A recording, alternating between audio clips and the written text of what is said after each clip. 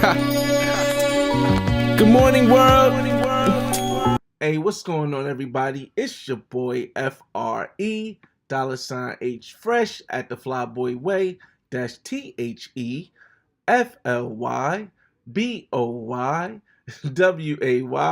Don't ask why, just check out the channel. And welcome back to the Black Man's Guide to World Travel. In this guide, we will be discussing San Jose, Costa Rica 2022 footnotes. Now, for those that don't know, whenever I revisit a place that I already have a guide for, I give you a footnotes version. This is pretty much an update for the year that I go. The reason why I do this is because although location stays the same, the vibe stays the same, sometimes the prices and the name of the clubs change, so I figured, hey, why not give you an update? Okay, before we start this guide, let me give this disclaimer. The Black Man's Guide to World Travel is based on my experiences as a black man from Newark, New Jersey who travels the world. Although it may be factual based on my experiences, it may not be factual based on your experiences. This is not promotion, this is me telling my story. Okay, now in this guide, we are going to discuss flights, accommodations, activities, nightlife, and women.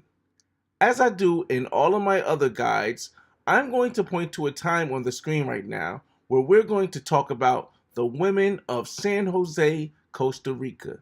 Now, if you're sensitive or if you're a woman who don't want to hear about women, you can stop the tape at the time that I'm pointing to now because it's going to be quite detailed and I'm just trying to save you the time. When it comes to flights, I left from Newark, New Jersey to San Jose, Costa Rica, but I had a connecting flight in Fort Lauderdale.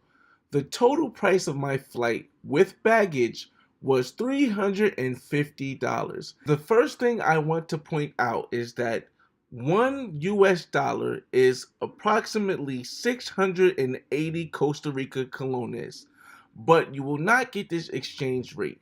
What you don't want to do is exchange any money at the airport because the exchange rate you will get will be something like $1 for every 560 Costa Rican colones. Very bad idea. Don't exchange anything, especially since the taxis outside take United States dollars. So when it comes to currency, what you're really going to want to do is either exchange money outside the airport at a bank or money exchange, or just take it out of the ATM. The typical cost from where the airport is located to downtown San Jose is usually about 15 United States dollars with a little gringo surcharge in it. Now in San Jose, you'll find some Airbnbs that are not guest friendly, but for the most part, most Airbnbs will be guest friendly. There are some hotels you can also stay in, and I'll mention those as well. And they're guest friendly too, but they come at a cost where you have to pay a little bit more to get a guest to stay. For example, if you stay at the Hotel Del Rey, which is an amazing hotel to stay at, it will cost you about $76 for the basic room and $126 for the top floor room with the balcony.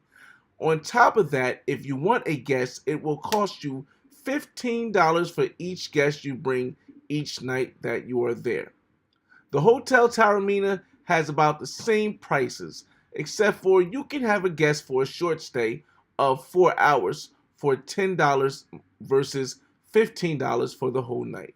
Now, where I stayed at was an Airbnb in a building called the Cosmopolitan. Now, the reason why I stayed here is because this Airbnb was on the top floor, penthouse, 2-floor Airbnb, and it was only $75 a night. Now, that doesn't include the cleaning costs, that doesn't include the service fee. So in total, I checked in on Tuesday early, and I checked out on Thursday at 11, and I ended up paying $175 with tax and everything included. Now, me personally, I think this was a great place to stay. If you'll see the views in the background, it was amazing. So I'll leave this link in the description and any other information on hotels and stuff.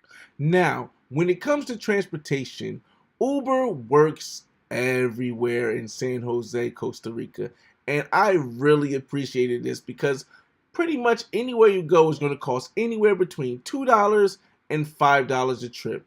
Even when you go 10 or 20 miles, at most it may cost you $7 to $8. So I would suggest if you're there, use Uber everywhere. Now, if you'll be visiting places like Fort Orleans or Haku and other places more often versus just staying for a week, then maybe you can rent a car. But if you do rent a car, make sure you get someone that's a reliable service. I had a friend who rented a car there and they gave him a lemon and it was shaky and very bad. So like I said, make sure if you do rent a car, you do your research to who you're going to rent with. Now, when it comes to activities in San Jose, Costa Rica, there are so many activities you can do. You can take a day tour to Arno Volcano and the area around it, like the hot springs. You can take another day tour to the zip lining adventures where you'll zip line 1,000 feet over the rainforest. Or you can take a trip to Poa National Park. This time I took a trip to Poa National Park and it ran me about $150, but it was well worth it. Not only did I get some amazing footage and amazing sights of volcanoes and waterfalls and animals, but I also got to meet other people who were from the States and just, visiting, and networking with them is always a good thing because you never know what can come out of it in the future. So I would suggest if you're trying to do activities, make sure you look on Airbnb experiences or Greyline and, book one of those, because if you wait to the last minute and you book, it's going to cost you more money. Okay, when it comes to nightlife, you have an exorbitant amount of options to do. For those that don't know, San Jose, Costa Rica is the most expatriate place for United States citizens outside of the United States. So you have to understand that the culture and the whole scene is going to be very, very much similar to the United States. Now, not everyone is going to speak English, so I do suggest that you guys and ladies download Google Translate, maybe practice some words on Duolingo before you go there, because it's a different experience you get if you know basic Spanish or if you're using Google Translate. Okay, now most of the clubs and big restaurants are going to be downtown San Jose, close to California Avenue or California Street, and they're going to be pretty much reasonably priced. A lot of places will let you in for free. Others at most will charge you 5,000 Costa Rican colones. Now the good thing is that being a United States citizen will give you somewhat of an advantage as far as being able to get an access. You're not going to be hopping the lines or nothing, but if you want to come in and out, they're not going to charge you. And a couple of times they actually let me bring some people in after the club was like not letting nobody else in, which is kind of cool. Security guards are dope.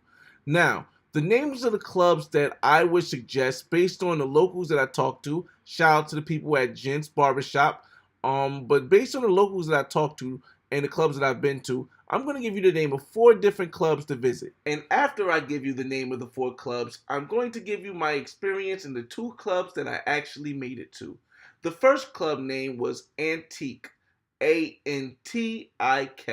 The second one was La Fera, Lafeira. The third one was La Destilería, don't ask me to spell that, and the fourth one was La Concha. It's actually a longer name, but La Concha is pretty much the same thing. The ones I actually made it to was La Concha and La Destilería. Let's talk about La Concha first. Now, La Concha is open on a Monday, Tuesday. It skips Wednesday. I believe it's open on Thursday and Friday. But we went on a Tuesday. And on a Tuesday, it's a hip-hop / reggaeton / Afrobeat night. So you're going to actually see groups of black people there. And it was kind of a shock to me because I was running into black people expecting them to speak clear English because they look just like me from United States, and I had to speak Spanish, but it was definitely a dope vibe, and the music was good, the DJs was good. It was only 5,000 Costa Rican colones to get in, and it was a pretty much all night thing. It ends at 4 o'clock in the morning. The second place we made it to was Destileria. Now, Destileria is free to get in. However, it's not a bottle popping place. It's more of a just very packed area where you're going to see a lot of different people. Okay, and now we're getting into the women of San Jose, Costa Rica. Okay, when we talk about women, we have to break it into two different groups. We're going to talk about the pros and the non-pros. And first, we're going to talk about the non-pros. Now, in San Jose, Costa Rica, because it is a very expatriate community, you're going to be able to pretty much with basic Spanish, or maybe even with no Spanish at all, be able to connect with the locals there. Now, there are going to be a lot of Costa Rican women there, but there will also be a lot of Nicaraguan women in San Jose, Costa Rica. Now, the thing about this is that they're accustomed to seeing United States citizens. Like I said, it's the most expatriate place around, and you can meet them all over. Tinder, I would say, would be maybe 80-20, maybe even 70-30%, with 70 being the amount of non-pros you'll find on there. And it works pretty well. I believe Bumble does too, but like I said, Bumble takes a little bit longer. And if you're not staying longer than a week, it will be a little bit more difficult to mesh with the locals, with the non-pros, because they're going to, be expecting you to just leave, and they're not going to give you the same, time as pro would. Okay, before I get into the pro scene of San Jose, Costa Rica, I will say this. A lot of people want the girlfriend experience, and that's why they... Hey, yo, what's going on, y'all? It's your boy, FRE, $H Fresh at the Flyboy Way, all platforms. I know y'all looking like, hey, yo, what is Flyboy doing? I know there's another part to these videos.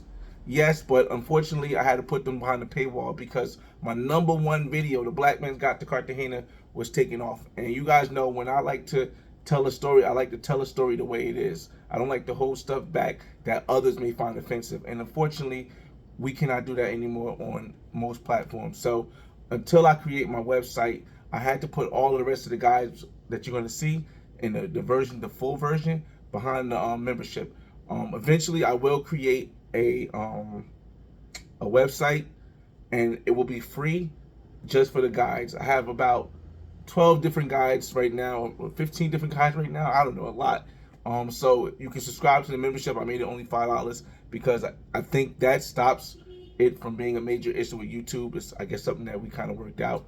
But I hope you guys enjoyed this, and I hope this helped you. That's the reason why I made these videos PG and put them back on for the whole public to see, because I think with information comes safety.